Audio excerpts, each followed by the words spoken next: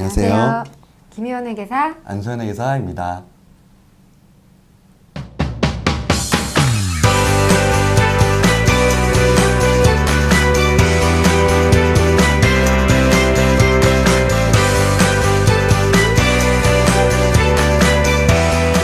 지난 8월 1일자로 기획재정부는 2017년 세법 개정안을 발표하였습니다. 첫째, 일자리 창출. 둘째, 소득 재분배 및 과세 형평성 강화. 세 번째, 세액 기반 합축 및 조세제도 합리화를 골자로 한 본 세법 개정안은 8월 말 국무회의 상정을 거쳐 9월 1일 국회에 발의될 예정이며 본 법안은 2018년부터 발효될 예정입니다. 오늘 이 시간에는 우리 실생활과 관련된 세법 개정안을 위주로 알아보도록 하겠습니다. 첫 번째, 일자리 창출 지원과 관련된 개정안입니다. 문재인 정부는 취임 이후 첫 번째 지시사항으로 일자리위원회를 구성할 만큼 정부의 최대 하도는 일자리 창출이었습니다. 이번 세법 개정안에도 일자리 창출과 관련된 세법 개정안이 다수 포함되었는데요. 김희원 기사님, 일자리 창출과 관련한 세법 개정안 중에 주목할 만한 점은 어떻게 되는지요? 네, 일자리 창출 지원과 관련해서는 중소기업 사회보험료 세액공제 확대가 눈에 띄었는데요. 종전에는 상시근로자 고용을 증가시킨 중소기업에 대해서 1년간 사회보험료 상당액의 50에서 100% 세액공제를 해주었는데요. 그 기간을 2년으로 연장하였습니다. 그리고 중소기업 취업근로자에 대한 세제 지원을 종전 3년에서 5년으로 연장하였습니다. 이와 같이 정부는 우리나라 고용의 대부분을 차지하고 있는 중소기업에 대한 세제 혜택을 지속적으로 적용해서 중소기업의 일자리 창출을 적극 지원할 것으로 보입니다. 다음으로 소득 재분배 및 과세 형평 강화를 위한 세법 개정안을 알아보도록 하겠습니다. 언론 등에서는 슈퍼리처 증세 또는 부자 증세 등의 키워드로 연일 지면을 장식하고 있는데요. 현행 소득 구간별로 최저 6%에서 최고 40%의 6단계 누진세율 구조를 취하고 있었는데요.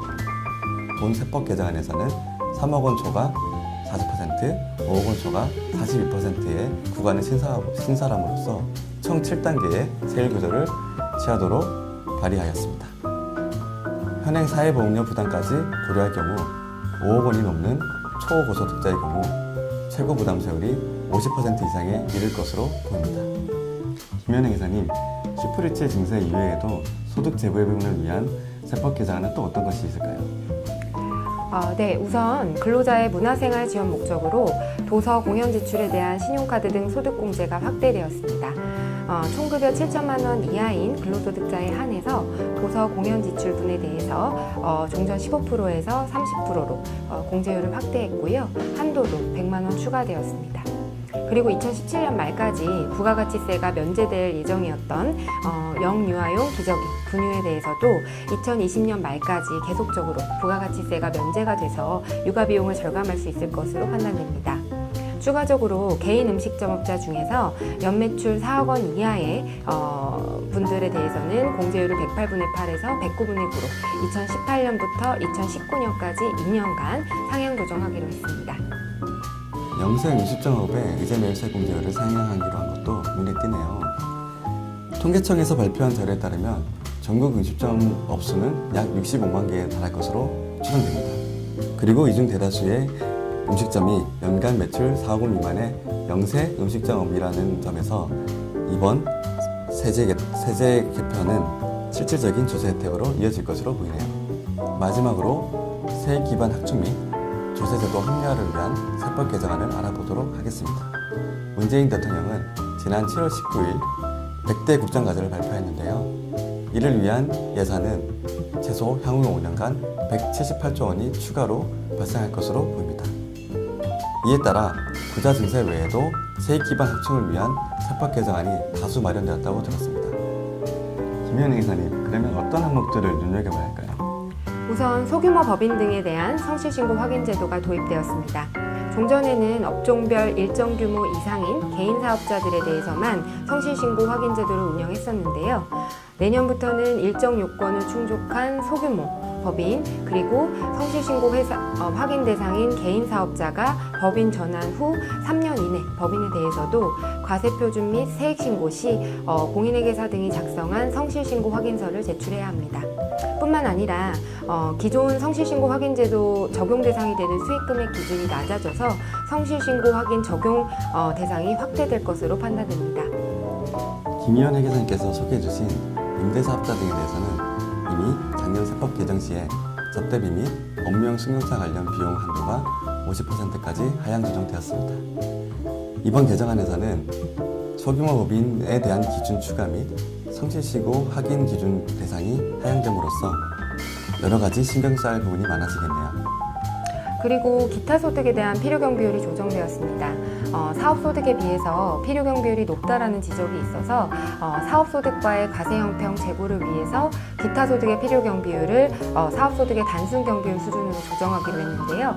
영세 사업자가 장부기장을 하지 않고 소득세를 신고하는 경우에는 수익금액 4천만 원 이하인 경우에는 약 60%, 4천만 원을 초과하는 경우에는 약 40% 경비율을 적용받게 되는데 반해서 현행 기타 소득세율 의 필요경 비율은 80%이기 때문에 이에 대한 조정이 필요하다는 거죠. 이에 광업권, 어업권, 상표권, 영업권 등 무형자산에 대한 양도 및 대여소득, 원고료 및 인세, 그리고 일시적 강연료 및 자문료 등에 대해서도 2018년에는 70%, 2019년 이후부터는 60%의 필요경 비율이 적용됩니다. 세법 개정안에 비추어 봤을 때 종전의 일시적 강연료 등에 대해서 세율이 지방소득세를 포함해서 4.4%였는데요. 내년에는 6.6%, 그리고 2019년 이후에는 8.8%로 높아지게 됩니다. 그리고 기타 소득은 5만 원 이하에 대해서는 과세 최저한이라고 해서 세금을 부과하지 않는데요. 종전 필요경 비율 기준으로는 25만 원까지 기타 소득의 수입에 대해서는 과세가 이루어지지 않았는데 내년에는 약 16만 6천 원, 그리고 2019년 이후에는 12만 5천 원으로 과세 최저한이 적용되는 수익 금액이 낮아지게 됩니다. 저희도 일을 하다 보면은 외부 강연료 및 원고료 등으로 기타 소득을 가끔씩 받는데요. 직접적인 영향이 있겠네요. 이렇게 세법 개정안이 저에게도 현실적으로 확 와닿게 되네요. 그리고 향후 세법 개정안이 국회 의결을 거쳐서 확정될 때 관련 내용은 한국공인회계사회 조세지원센터 페이스북에 정리해서 올릴 예정입니다. 한국공인회계사회 조세지원센터 페이스북에도 많은 관심 부탁드리겠습니다. 이상 김희연, 안수현 회계사였습니다. 세금은 세무 전문가인 공인회계사에게.